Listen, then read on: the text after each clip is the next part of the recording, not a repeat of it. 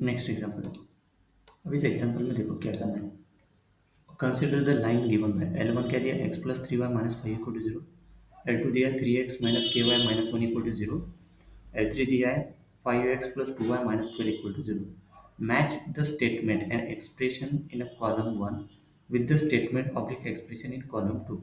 अभी match the statement करेंगे, जैसे नहीं कि ये देखो option L one L two L three are concurrent. Okay, L one L two L three are concurrent if इसमें से कौन सा रहेगा। B one of the L one L two L three is parallel to at least one of the other two if इसमें से कौन सा रहेगा। सी ऑप्शन है L one L two L three form a triangle if चार में से कौन सा है, पी क्यू आर एस में से कौन सा है। This is ABCD option. D option दिया है L one L two L three do not form a triangle if, फिर पी क्यू आर एस में से कौन सा रहेगा। ओके, ये चेक करना है इसमें कैसे करेंगे। देखो अभी इसका सोल्यूशन पढ़ लिया। एग्जाम्पल क्या है तो मैच द फॉलोइंग स्टेटमेंट।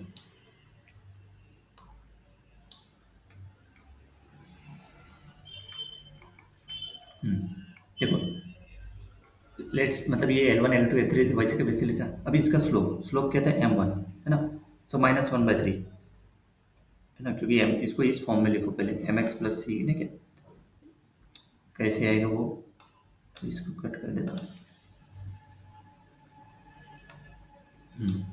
इसको इस फॉर्म में लिखो पर जैसे ना क्या x plus three Y minus five equal to zero, तो इसको लिखेंगे अपन three y equal to minus x plus five divide by three कर देंगे तो y equal to minus one by three x plus five. तो इसको कंपेयर करो y equal to m x plus c के साथ। This is a slope.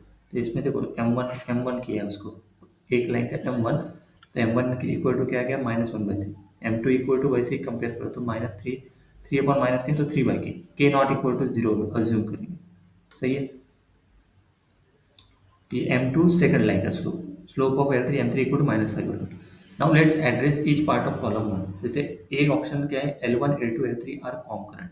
Concurrent मतलब ई for three lines to be a concurrent the determinant of their coefficients must be zero। तो coefficient matrix देखो इसके डिटरमिनेंट इसका मतलब कोएफिशिएंट क्या है वन थ्री माइनस फाइव। देखो one three minus five. Second line का क्या है three minus K minus one, three minus K minus one. Next five two minus twelve, five two minus twelve. तो इसका डिटरमिनेंट निकालो। तो इसका डिटरमिनेंट कैसे निकलते हैं ना, ओके इसका डिटरमिनेंट यहाँ पे निकाला है ना। कैसे निकाला वो डिटरमिनेंट, जैसे देखो पहले वन इंटू कॉलम और रो के एलिमेंट छोड़ देंगे तो minus K minus one, one into यहाँ पे टू माइनस ट्वेल्व। सही है। Then minus this three, three into उसके रो कॉलम और रो के एलिमेंट छोड़ देंगे, कौन से बचेंगे element three minus one five minus twelve. यहाँ पे माइनस थ्री आएगा। ओके, उसके बाद यहाँ पे माइनस फाइव है तो यहाँ पे plus minus five into determinant column और रो के छेड़ देंगे क्या आएगा थ्री माइनस के फाइव टू। तो इसका डिटरमिनेंट तो इसका डिटरमिनेंट क्या था ये ब्रैकेट हो, इसका डिटरमिनेंट ये ब्रैकेट के अंदर और इसका डिटरमिनेंट ये ब्रैकेट के अंदर। सही है। मतलब three into two minus five into minus के है ना। क्लियर है कैसे निकलता है। बी इक्वल टू इसको सिंप्लीफाई करो तो वन इंटू ट्वेल्व के plus two, three into minus thirty six plus five, five into six plus five के। तो फाइनल आंसर क्या है d equal to minus thirteen के plus sixty five. But concurrence के लिए डी इक्वल टू क्या चाहिए अपने को जीरो। कॉन्करेंट यहाँ पे लिखा ही है ना, द डिटरमिनेंट ऑफ कोएफिशिएंट, इसका डिटरमिनेंट क्या रहना चाहिए जीरो फॉर कॉन्करेंट। तो डिटरमिनेंट जीरो मतलब थर्टीन के plus sixty five equal to zero, मतलब thirteen K equal to sixty five. तो सिक्सटी फाइव और thirteen K equal to five. अभी के इक्वल टू फाइव मतलब नहीं क्या के इक्वल टू फाइव कौन सा ऑप्शन है, ऑप्शन में देखेंगे आप लोग है ना। के इक्वल टू फाइव कौन सा ऑप्शन है, k equal to five R S option है ना। मतलब ए टेंड्स टू क्या हो गया, सही है। दिस मैचेस विद एस के इक्वल टू फाइव, सो दस ए टेंड्स टू एस। ओके, मतलब ए मैप हो गया एस के ऊपर, मतलब वो सेम है ना A equal to S. Then one of the L one L two L three is parallel to at least one of the other two. ये कब रहेगा, if lines are parallel if their slopes are equal. मतलब L one L two L three is parallel to at least one of the other two. ये कब, the lines are parallel if their slopes are equal. जैसे देखो check L one is parallel to L two, तो मतलब दोनों slope equal, मतलब minus one by three equal to three by k, तो के इक्वल टू क्या आ गया minus. Then L1 parallel to L3 लेंगे तो ये 2 इक्वल टू 15 इसको छोड़, मतलब ये, मतलब which is false, L1 can never be parallel to L3।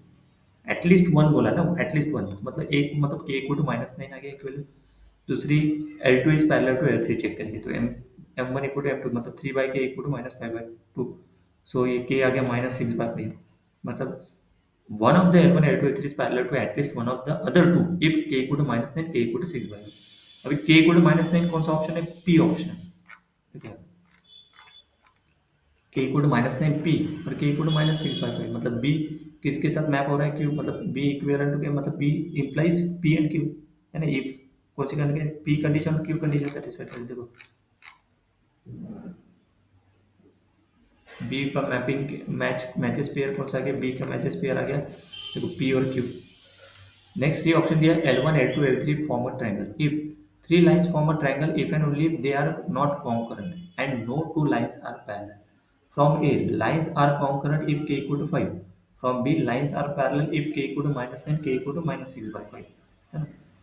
Triangle के लिए देखो, three lines form a triangle if and only they are not concurrent and no two lines are parallel. Not concurrent मतलब A option, मतलब उसका negation लेंगे ए का, और not two lines parallel मतलब निगेशन मतलब बी, मतलब लाइंस आर कॉन्करेंट, देखो के इक्वल टू 5 फ्रॉम फ्रॉम ए से, फ्रॉम बी से क्या कहता है, लाइंस आर पैरेलल मतलब के इक्वल टू -9, के equal to 6/5। So the lines to form a triangle K must not be equal to 5, -9 or -6/5. So option in a column 2 are K equal to -9, K equal to -6/5, K equal to 5/6 and K equal to 5। तो K equal to 5/6 is not any one of the values, मतलब ये K equal to 5/6 map नहीं कर रहा, that concurrency or parallelism। So K equal to क्या लेंगे अपन? 5/6। So K equal to 5/6 not equal to 5, so not a concurrent। K equal to 5/6 not equal to -9, not equal to 6/4, so no lines are parallel। So they K की value क्या लेना पड़ेगा? 5/6। The lines form a triangle। तो K equal to 5/6 कौन सा option है? R, वो जो चॉइसेस दिए उस हिसाब से, है ना। तो डायरेक्ट ऑप्शन चॉइस के हिसाब से K टेंड्स टू R, मतलब okay, sorry C tends to R। Then D option दिया है L1 L2 L3 do not form a triangle. अभी do not form a triangle मतलब क्या, इसको छोड़ देंगे R को, बाकी बचे हुए पूरे आएंगे PQS। फॉर्म अ ट्रायंगल मतलब नहीं, फॉर्म अ ट्रायंगल मतलब not a concurrent, not a parallel. Not form a triangle मतलब they are concurrent and at least two of them are parallel. तो उसमें वैल्यू कौन से आएंगे? के इक्वल टू 5, के इक्वल टू -9, के इक्वल टू -6/5। तो के इक्वल टू -9 पी ऑप्शन हो गया, K equal to -6/5 Q option, K equal to 5 S option. मतलब डी टेंड्स टू क्या हो गया? P Q S. तो A tends to S, B tends to P Q, C tends to R, D tends to P Q S. This is the option. Okay, option में option choice में option दिया तो आप उसको टिक करेंगे। Next